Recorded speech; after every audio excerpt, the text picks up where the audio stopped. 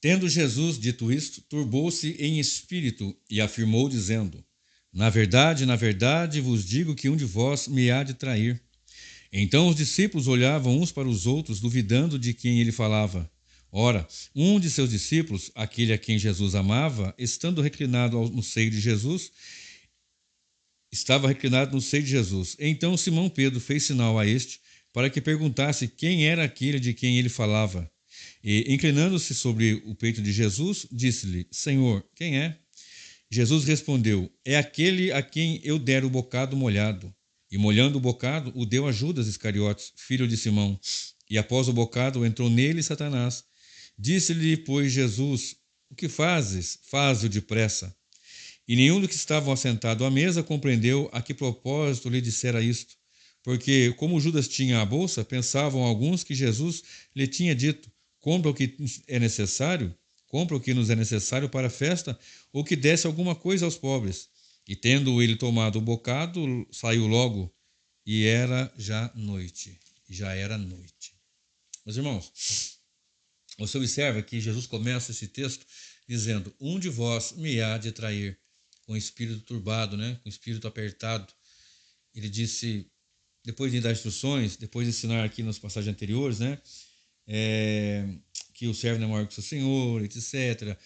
Lavou os pés do discípulo, deu instruções. Ali ele chega nesse texto e diz: O meu espírito está turbado. Tendo Jesus dito isso, turbou-se em espírito e afirmou, dizendo: na verdade, um de vós me há de trair. E era já noite, quando Judas sai. Eles não entenderam, os discípulos, né, e perguntaram um ao outro assim: quem será, de quem fala? Pedro olhou para João, que estava próximo a Jesus, inclinado ao peito. Ele perguntou, e ele então se inclinou e disse: Senhor, quem é?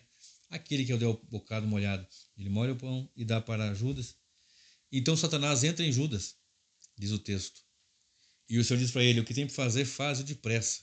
Então logo ele sai, e os discípulos ficaram confusos, não entenderam aquilo, pensaram que era para comprar alguma coisa para a festa da Páscoa, ou que desse alguma oferta, alguma esmola aos pobres.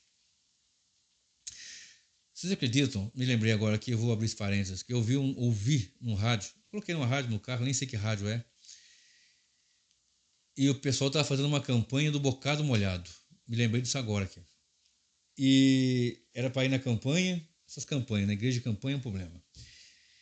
E tinha que dar o bocado molhado para a pessoa que estivesse traindo, a pessoa que estivesse fazendo uma mantinga, macumba, alguma tramóia, aí ia se revelar a pessoa, porque assim que Jesus deu o bocado molhado, o Satanás entrou em Judas. E assim, quando a pessoa que fosse a campanha pegasse aquele bocado molhado e desse, sei lá como é que ia fazer, se ia levar para casa, estava me dando ânsia daquilo já, acabei desligando o rádio. E aí você vê como é que é a malícia desse povo, né? A criatividade de fazer coisas erradas com um assunto sério, né? Com coisas sérias. Bom, enfim. E era noite. E ali estavam Judas, o maior traidor, e Jesus, o maior de todos os fiéis que se possa imaginar. Se você observou bem, era noite.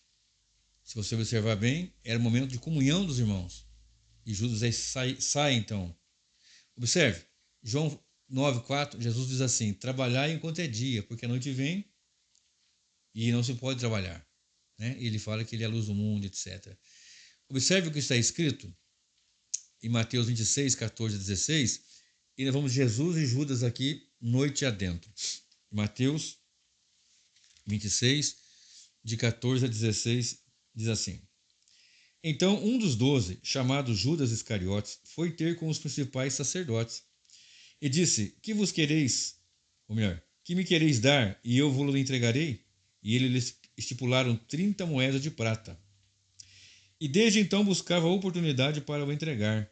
E no primeiro dia da festa dos pães ázimos, chegaram os discípulos, até 16 que ler, né? Dizendo: Onde quer que façamos, preparamos a festa e tal. Bom, Jesus vai e fala com os sacerdotes, fala com a liderança. Então um dos 12, chamado Judas Iscariote, foi ter com os principais sacerdotes: Que me quereis dar e eu vos entregarei? 30 moedas de prata. 30 moedas de prata. Presta atenção, Mateus 26, verso 25. Mateus 26, versículo 25. Mateus 26, verso 25, está aqui.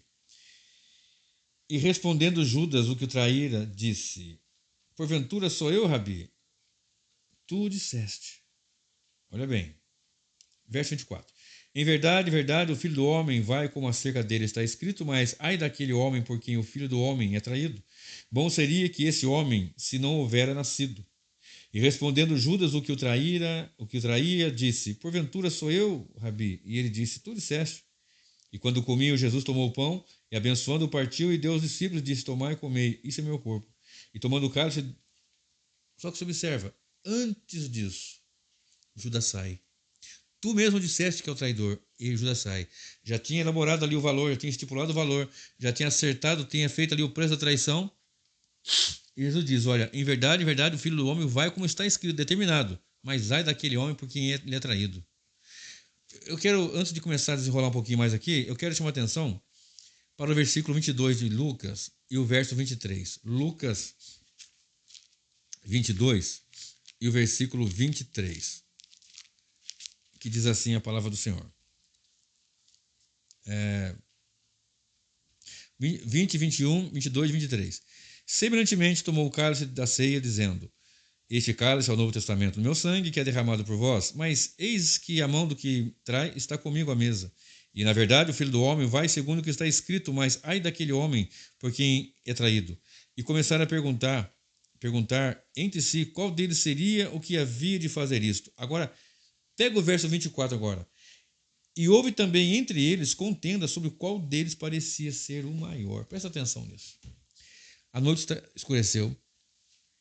Jesus, dando instruções, lavou os pés dos discípulos, anuncia que, como está escrito, ele vai ser traído, anuncia que o traidor está com ele à mesa, aquele que deu um pão molhado, um bocado molhado, é o que vai trair, assim ele faz. Judas pergunta: sou eu?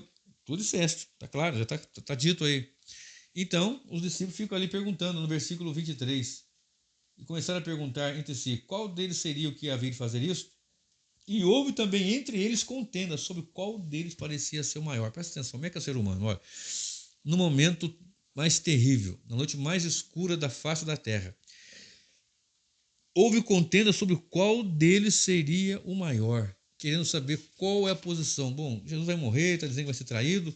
Qual de nós vai, talvez fosse esse o pensamento, qual de nós irá assumir a posição de mestre? Qual de nós vai encabeçar agora a equipe aqui, a turma?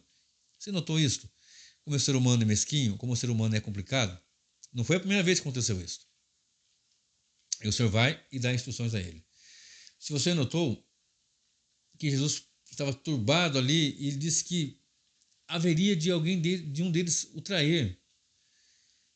E o interessante é que nessa escuridão que vai caindo, houve uma insensibilidade dos discípulos. Quem de nós vai ser o maior? Eu não estava preocupado assim: poxa, vai trair o mestre que só faz o bem, que cura os doentes, que ressuscita mortos, que alimenta multidões, que multiplica pães e peixes, que faz maravilhas, como no caso do endemoniado gadareno, do cego de João 9 e de outras passagens tantas. Mas você observa que um deles o traiu e eles preocupados em quem seria o maior deles. Observe o que diz em João 17, versículo 18. Ele fala assim: estando eu com eles no mundo, guardava-os em teu nome, na oração sacerdotal, né? Tenho guardado aqueles que tu me deste, e nenhum deles se perdeu, senão o filho da perdição, para que a escritura se cumprisse. Para que a escritura se cumprisse. Olha que coisa terrível, né? A escritura vai se cumprir em coisas ruins e coisas boas. Ruins do ponto de vista humano. Ruins quando o homem olha para si, pensando que ele é salvo por seus atos, e está perdido porque não crê em Jesus. Ruim desse ponto, mas olha só o que aconteceu. Judas pega o bocado, Satanás entra nele, ele sai. E as bênçãos proferidas por Jesus no texto de João 17, que é a bênção apostólica, a bênção sacerdotal.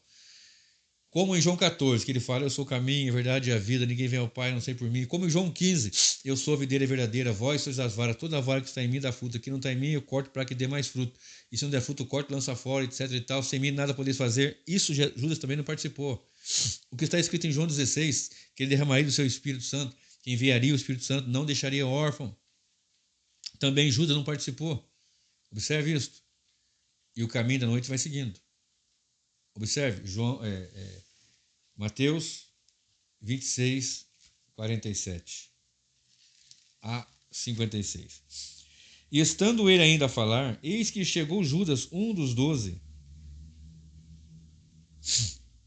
Estava orando, já no Horto das Oliveiras, no Getsêmani, e orando e tal, e no versículo 47 está escrito assim: E estando ele ainda a falar, eis que chegou Judas, um dos 12, e com ele grande multidão, com espadas e varapaus, enviada pelos principais sacerdotes e pelos anciãos do povo. E o que o traía disse-lhe, e o que o traía tinha-lhe dado um sinal, dizendo: O que eu beijar é este, prendei-o. E logo aproximando-se de Jesus, disse: Eu te saúdo, Rabi, e beijou-o. Observe bem isto. Jesus, porém, lhe disse: Amigo, a que vieste? Então, aproximando-se eles, lançaram mão de Jesus e o prenderam. E eis que um dos que estavam com Jesus, estendendo a mão, puxou da espada e, ferindo o servo do sumo sacerdote, cortou-lhe uma orelha. Então Jesus disse-lhe: Embainha tua espada, porque todos os que lançarem mão da espada, a espada morrerão. Ou pensas tu que eu não poderia agora orar a meu Pai e que ele não me daria mais de 12 legiões de anjos? Como, pois, se cumpririam as Escrituras, que dizem que assim convém que aconteça? Então disse Jesus à multidão: Saístes como para um salteador, com espadas e varapaus para me prender. Todos os dias me sentava junto de vós, ensinando no templo, e não me prendesse. Mas tudo isso aconteceu para que se cumpram as escrituras dos profetas. Então, todos os discípulos, deixando-o, fugiram. Deixaram Jesus. Pedro, que havia dito que não ia negar, logo na frente vai negar 3 vezes. Deixou também ele, ficou de longe. Vocês conhecem os textos. Agora, observe a noite. Judas acerta um preço com os principais sacerdotes. Vai com vários soldados ao encalço de Jesus e capturam-no. Jesus dá prova de que ele é Deus. Em outra passagem, ele ora e ele fala: Sou eu. Quando pergunta Jesus, eles caem por terra. Se eu quisesse rogar ao Pai, enviaria legiões de anjos. Acabava essa história aqui, mas tem que cumprir a Escritura. A Escritura vai se cumprir. Para isso eu vim ao mundo. A Escritura vai se cumprir. Observe, preste bem atenção nisso. No caminho da noite, houve o beijo do traidor. Se você olhar para Mateus 27, de 3 a 7, olha o que diz. De 3 a 7. Então Judas, o que o traía, vendo que fora condenado, trouxe arrependido. Essa aqui é corrigida fiel. Mas outras versões falam em remorso. As 30 moedas de prata aos principais sacerdotes e aos anciãos, dizendo: Pequei, traindo o sangue inocente. Eles, porém, disseram: Que nos importa? Isso é contigo. E ele, atirando para o templo as moedas de prata, retirou-se e foi enforcar-se. E os principais sacerdotes, tomando as moedas de prata, disseram: Não é lícito colocá-las no cofre das ofertas, porque são preço de sangue. E tendo deliberado em conselho, compraram com elas o campo de um oleiro para a sepultura dos estrangeiros. Presta atenção. Ele teve arrependimento? Não, ele teve remorso. Remorso é diferente de arrependimento. Porque se ele se arrependesse, eu digo que o texto aqui, a palavra certa seria remorso, arrependimento. Aliás, remorso e não arrependimento, porque se ele se arrependesse, teria ido até Jesus pedir perdão. Mas para que se cumprisse a Escritura, assim aconteceu. As palavras do Senhor jamais vão voltar vazias, ela vai se cumprir. Ele foi aos principais sacerdotes, porém não foi a Jesus para pedir perdão. E ele se enforcou. Em Atos 1,18, olha o que diz. Atos, capítulo 1, e o versículo 18. Diz assim a palavra do Senhor. Atos 1 e 18. Ora, este adquiriu um campo com o galardão da iniquidade. Esse quem? Judas. E, precipitando-se, rebentou pelo meio e todas as suas entranhas se derramaram. Bom, ele se enforcou ou se arrebentou? Como é que faz isso? Bom, a resposta mais coerente, eu concordo com ela. Tem algumas nuances, mas que eu concordo também, é que ele se enforcou das duas uma, ou o peso do galho da árvore arrebentou, quebrou, ele caiu, se precipitou e se arrebentou todo, ou ficando ali podre no galho de árvore, evidentemente vai ocorrer ali de putrefação e derramar-se mesmo. O certo é, ele se enforcou conforme nós lemos no texto. Então, era noite, Jesus e Judas tinham, né, no caso, teriam poucas horas de vida, tanto um quanto o outro, juntos à mesa, juntos celebrando ali a última Páscoa. E a primeira ceia não é a última ceia, meu irmão. Ali foi a primeira ceia, a última Páscoa judaica, e agora então abriu a primeira ceia, ceia do Senhor, comumente chamado por muitos de Santa Ceia. Partir do pão. E observe aqui, ó, pouco tempo tinham os dois de vida naquele momento, antes da morte e ressurreição de Jesus. João 14,6 diz: eu sou o caminho, Jesus diz, né? A verdade e a vida. Jesus é o caminho. Olha Judas no caminho que ele estava. Sem caminho, caminhou para o suicídio. Sem a verdade, envolveu-se na prata mentirosa. E sem vida, perdeu a vida física e a eterna também. Observe. João 13, de 10 e 11. Vou ler aqui. João 13, capítulo 13, versículo 10 e versículo 11. Diz assim o texto. Disse-lhe Jesus: aquele que está lavado não necessita de lavar senão os pés, pois no mais todo está limpo. Ora, vós estáis limpos, mas não todos. Porque bem sabia ele quem o havia de trair. Por isso disse: nem todos estáis limpos. Então, depois que lavou os pés e tomou as suas vestes e se assentou outra vez à mesa, disse-lhes: entendeis o que eu vos tenho feito? João 13, onde eu estava? 10, 11, 12, ali um pouquinho mais, né? Ele sabia, claro, evidentemente, que quem o trairia. Sabia naqueles últimos momentos, estava aqui naquele momento de lavar os pés, de ensinar os discípulos, de participar, de falar, bom, agora aqui a nova aliança está estabelecida, ensinar os discípulos que o maior é aquele que é o menor, embora naquele momento de destino traçado da história da humanidade, eles pensando em quem seria o maior, e segue a noite mais escura de toda a história. Jesus então ele vai para a cruz e Judas no inferno. Jesus vai para um madeiro. Interessante que Judas também vai para uma madeira. Madeiro, árvore, certamente. A maioria dos teólogos entende que foi uma árvore que ele se enforcou, embora podia ter sido outra coisa, mas tudo leva a crer.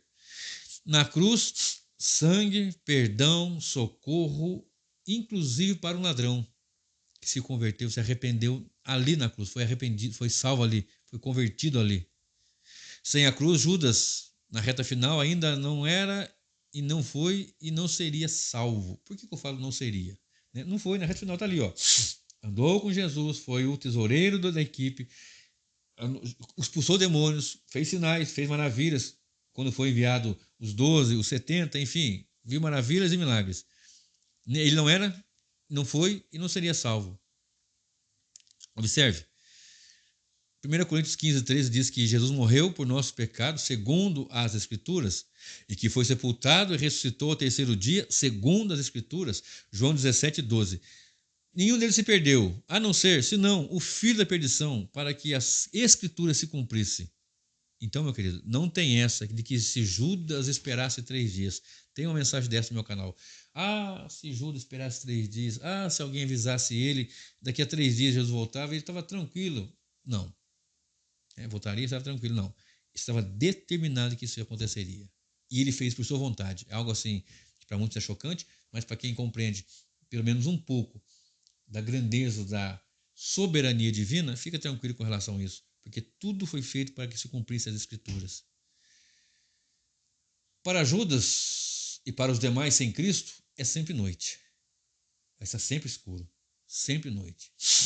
Quando Jesus nasceu, Lucas 2,9 diz que a noite ficou clara como o dia. Refugou da glória anjos cantando, os pastores no pasto, clareou Lucas 2:9. Quando Jesus morreu, o dia se tornou noite também. Lucas 23:44. E era quase hora sexta, quase meio-dia, a hora mais clara do dia. E houve trevas em toda a terra até a hora nona. Escureceu-se o sol até as 3 da tarde, quando Cristo disse: está consumado, e entregou seu espírito. Jesus assumiu a noite em nosso lugar para que reinasse um novo dia, para que nascesse, raiasse, aliás, um novo dia em nossas vidas e fôssemos filhos da luz, fôssemos feitos luz. Só vou ler um texto aqui, ou dois. 1 Tessalonicenses 5, de 1 a 5. 1 Tessalonicenses, capítulo 5. 1 Tessalonicenses, capítulo 5, de 1 a 5. Diz assim o texto.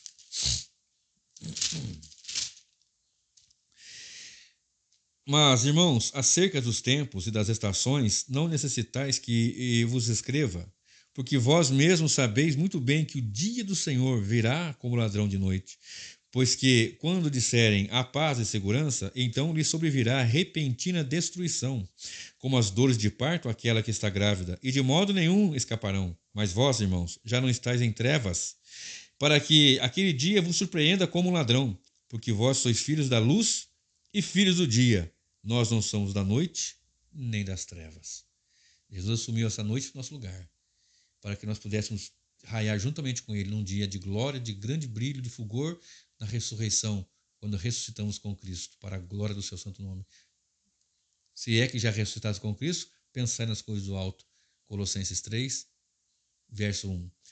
Observe só uma coisa interessante que eu quero falar aqui, que no princípio do dia, já amanhecendo, começando a clarear o dia, Jesus ressuscita. Se você observar, se você notar, se você prestar bem atenção, bem no princípio, amanhecendo o dia, antes de amanhecer o dia, ou raiar do dia, alguns, ou no princípio da madrugada, alguns outros dizem que Jesus ressuscitou, amanhecendo o dia. Presta bem atenção nisso. Bem atento ao que eu vou dizer agora. Deixa eu ir em Malaquias primeiro. Malaquias 4, verso 2. Malaquias 4 e o verso 2 diz assim.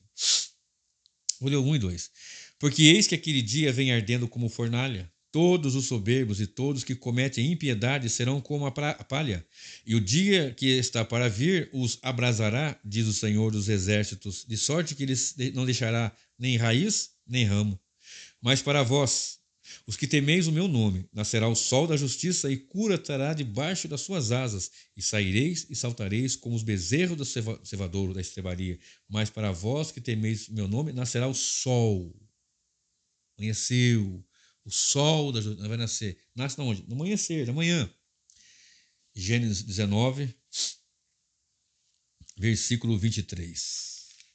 Gênesis 19, verso 23, olha que coisa bem interessante.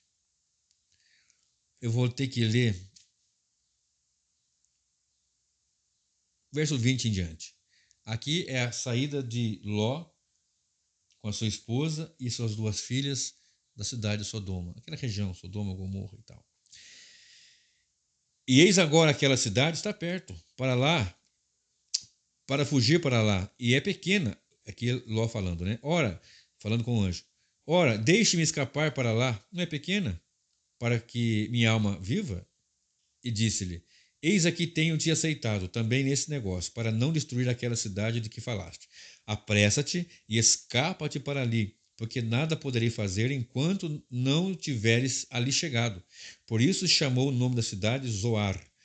Saiu o sol sobre a terra, quando Ló entrou em Zoar. Saiu o sol sobre a terra, quando Ló entrou em Zoar. Quando ele saiu e chegou numa cidade para refugiar-se da destruição que haveria em Sodoma e Gomorra. Amanhecendo o dia, Jesus ressuscita.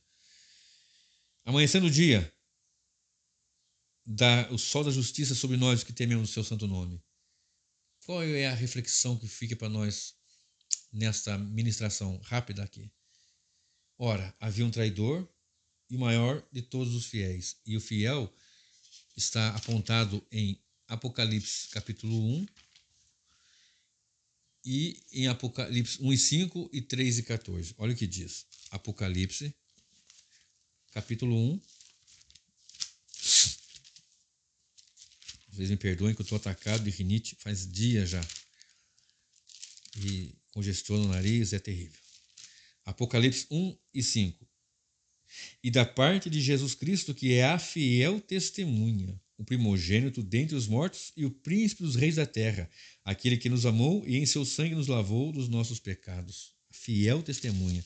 3,14. E ao anjo da igreja da Laodiceia escreve: Isso diz o Amém, a testemunha fiel, a verdadeira, o princípio da criação de Deus. O maior traidor na noite seguiu para a eternidade em trevas, traindo, vendendo, negociando, mentindo, com remorso, mas sem arrependimento, seguiu o caminho que lhe estava preparado. E eu e você, queridos, estamos na noite ou no dia? A noite mais escura deste planeta, da história. Mas raiou o dia mais glorioso de todos eles, o dia que Jesus ressuscitou para nos garantir total e plena vitória. Não tem essa do culto da campanha da vitória, do culto da virada, do culto da conquista, já foi feito lá na cruz. Fazer isto é desprezar o ato de Cristo na cruz do Calvário. Fazer isto é negar que Cristo já venceu por nós. Somos mais do que vencedores em todas as aflições, angústias, perseguições que possam ocorrer. E nascia o sol quando Ló chegou ali em Zoar. E o sol de justiça brilha sobre nós. Os discípulos ali apavorados, os discípulos sem saber agora como fazer, trancados ali na sua casa, na casa ali de alguém, fechado, porta, janela. Jesus entra por algum lugar que não é porta nem janela, porque está fechado, ele atravessa e diz: Pai, seja convosco. Mas para aquele que está em trevas, que não quer esta luz, haverá o mesmo destino que houve para Judas. Que o Senhor te dê graça e luz no caminho, porque Ele é a luz do caminho, Ele é o caminho, a verdade e a vida, e a sua palavra é luz e lâmpada para nossos pés. Que Deus te guarde, que você se arrependa dos seus pecados e venha para o dia. O dia é Cristo Jesus. Que Deus te abençoe e que Deus te guarde.